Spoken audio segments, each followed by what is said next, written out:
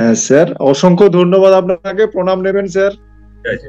আপনি আমাদেরকে সমৃদ্ধ করছেন, ঠিক আছে, অনেক প্রাচীন পদ্ধতিগুলো আমাদের সামনে এনে দিচ্ছেন। আপনাকে কোনোভাবেই আমরা ঋণ শোধ করা যাবে না, বুঝলেন স্যার। আর এগুলো তো টাকা পয়সা দিয়েও হয় না।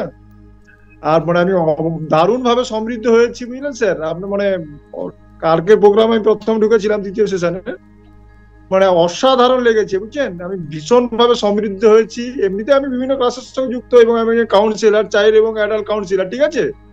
সেখানে এগুলো লাগে স্টুডেন্টদেরকে হিলিং করতে বা মন শান্ত করতে। আর আপনি আমাকে ভীষণ ভাবে সমৃদ্ধ করছেন এবং রিনিউ করেছেন, বুঝছেন। আমি মানে অসংখ্য ভাবে আপনাকে প্রণাম জানাচ্ছি, ঠিক আছে স্যার। যাই এইভাবে আসতে থাকুন, আর আপনি স্যার সুস্থ ভাবে দীর্ঘজীবী হন, ঠিক আছে, আরো সমৃদ্ধ করুন মানুষ। যাই যাবে, ভালো থেকো। কারণ কালকে আমি তোমাদের সাথে কথা বলিনি, কারণ দেখলাম তুমি লাইট অফ করে দিয়েছো এক বিষয়টা। আমি দেখলাম আজকে আর কথা বলবো না, কথা বলতে ইচ্ছা করবে না তোমার।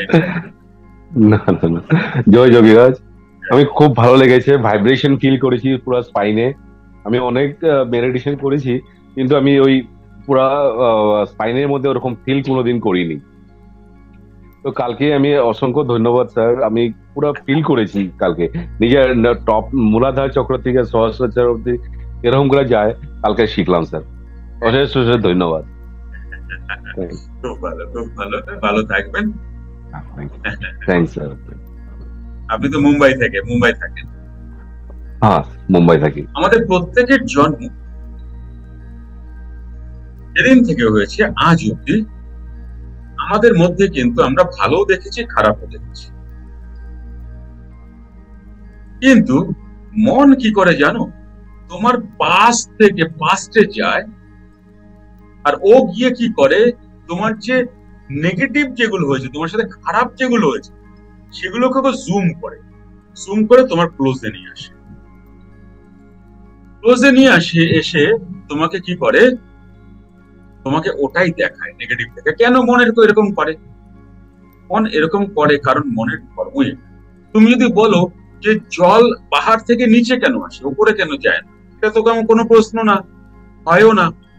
জল পাহাড় থেকে নিচে কেন আসে, উপরে কেন যায় না? ঠিক তেমনি মন নিচেই নামবে, ডিপ্রেশনে যাবে, কাদামাটি ঘাটে, নোংরাই ঘাটে, তাই না? তো দেখো, একটা কথা তোমরা শুনবে, বাজারে বা তোমরা অ্যামাজন, ফ্লিপকার্টে তোমরা যে বইগুলো পাও, সেই বইগুলো কি পাও? তোমরা তো এই বই পাও না, ডিপ্রেশন হওয়ার 10টি কারণ। এই বইটি কিনুন। দেখেছো কি এরকম বই কখন? নেগেটিভ থাকার 20টি কারণ, তুমি যাতে নেগেটিভ থাকতে পারো। তুমি মোটে নেগেটিভ থাকতে পারো না, মোটে ডিপ্রেশন হয় না তোমার, এরকম কি কোনো বই আছে? হ্যাঁ গো, বাজারে এরকম কি কোনো নেই? এরকম ডিপ্রেশন হওয়ার 10টি কারণ এরকম বই নিয়ে এসে তুমি ডিপ্রেশন হওয়ার জন্য পড়েছো? আর বর্মন তুমি পড়েছো বাজার থেকে কিনে এনে বই? তুমি কি এনেছো? 10টি মোটিভেশন টিপস, তুমি এটা বাজার থেকে কিনে এনেছো। কি করে পজিটিভ থাকা যায় 100টা উপায়, এটা বাজার থেকে কিনে এনেছো।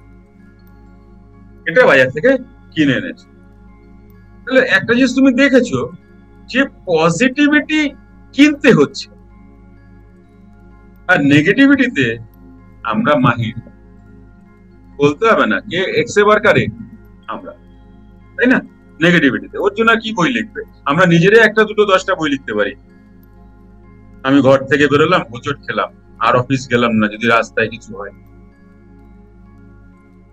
কত কিছু আমরা লিখতে পারি, তাই না?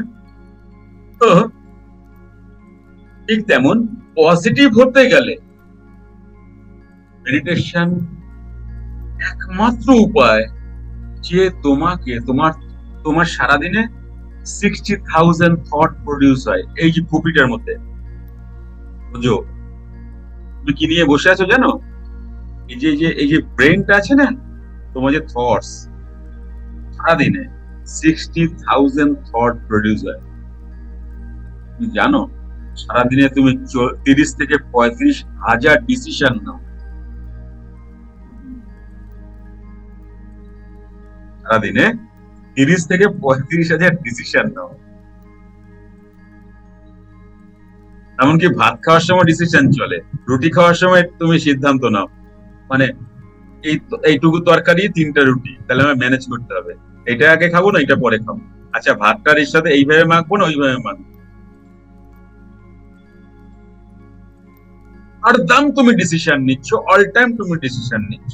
তাহলে কোথায় ছিলাম আমরা? এই ব্রেনে 60,000 থট প্রডিউস হয়, আর এই থটস 60,000 এর মধ্যে 80% নেগেটিভ, যে কারণে আমরা বারবার নেগেটিভে ঢুকি। তাই পজিটিভ থাকার জন্য বাজার থেকে আমাদের বই কিনতে হয়, কোনো মোটিভেশন ভিডিও দেখতে হয়, বা আমার মতো কারো কাছে আসতে হয়। এতে কি হয়? মেডিটেশন করলে তোমার যে নেগেটিভ থটস আর পজিটিভ থটস, তোমার সাথে দুটোই আছে, কিন্তু তোমার সাবকনসিয়াসে দুটোই আছে, তোমার সাথে ঘটেছে নেগেটিভ, ঘটেছে পজিটিভ, দুটোই ঘটেছে, কিন্তু কিছুতেই মন পজিটিভ চিন্তা ভাবনা করবেই না, ও নেগেটিভ খুঁজবে। মেডিটেশন করলে কি হবে, যোগা বা প্রাণায়াম করলে কি হবে, তোমার যে নেগেটিভ থটস ওটাকে সাইড করে দিয়ে পজিটিভকে জুম করবে। যদি পজিটিভকে জুম করে তাহলে তুমি ম্যাক্সিমাম টাইম পজিটিভ থাকবে। হ্যালো, হয়ে যাচ্ছে হাত তোলো, কে কে বুঝলে? যদি পজিটিভকে সার্চ করে জুম করে নিয়ে আসে তোমার মন, তোমার চিন্তা ভাবনা, তাহলে তুমি ম্যাক্সিমাম সময় পজিটিভ থাকছো। আর ম্যাক্সিমাম সময় পজিটিভ থাকা মানে কি? আনন্দে থাকা। লাইক অ্যাট্রাক্ট লাইক, লাইক কি অ্যাট্রাক্ট করবে? লাইক। পজিটিভ কি তুমি কে, তুমি কে হচ্ছে, এটা কি? এটা হচ্ছে রিসিভিং সেন্টার, ইউনিভার্স থেকে তুমি রিসিভ করছো, রিসিভিং সেন্টার। অ্যাঙ্গার, খুব তুমি রাগ হয়েছে তো তুমি কি রিসিভ করবে? অ্যাঙ্গার। খুশি যদি হচ্ছে তো তুমি কি, তুমি দেখবে দুর্গাপূজা খুব একটা ডিপ্রেশনে বাঙালি যায় না, কেন যায়? কি যায় না? পুরো বাতাবরণ সমস্ত কিছু যা দেখবে দুর্গাপূজায় 5-7 দিন 10 দিন মানুষ খুব খুশি থাকে, তারপরেই নাই নাই খাই খাই ফির আবার টেনশন, ফির আবার চাকরি, ফির আবার এই জব করে নাকি, এই নানা ভ্যারাইটিস প্রবলেম। কিন্তু ওই যে 5-7 দিন দেখো বাতাবরণ এমন, তুমি কিন্তু খুব পজিটিভ। তাহলে এই মহলটা সবসময় তুমি যদি ব্রেনের মধ্যে করে রাখো মেডিটেশন দিয়ে, তাহলে কেমন? কিছু রোজ 21 মিনিট বাস, দিনে একবার, রাতে একবার। কারণ তুমি জানবে সাকসেসফুল মানুষ 2 ঘন্টা সময় দেবেই দেবে নিজেকে, এটা মাথায় ঢুকিয়ে নাও, কান খুলকে শুনলো। সাকসেসফুল মানুষ জীবনে তাদের রোজ 2 ঘন্টা সময় দেবেই দেবে। এক হচ্ছে ফিজিক্যালি ব্যায়াম, প্রাণায়াম, ঠিক আছে, সাধনার দিকে প্রাণায়াম, ব্যায়াম, যোগ ব্যায়াম বা আদার্স। আর 1 ঘন্টা দেবে তিনি যে প্রফেশনে আছেন সেই পড়াশোনায়। 2 ঘন্টা দেবে সাকসেসফুল মানুষ নিজেকে সময়। আর আমরা বুঝি না, আমরা জানি না।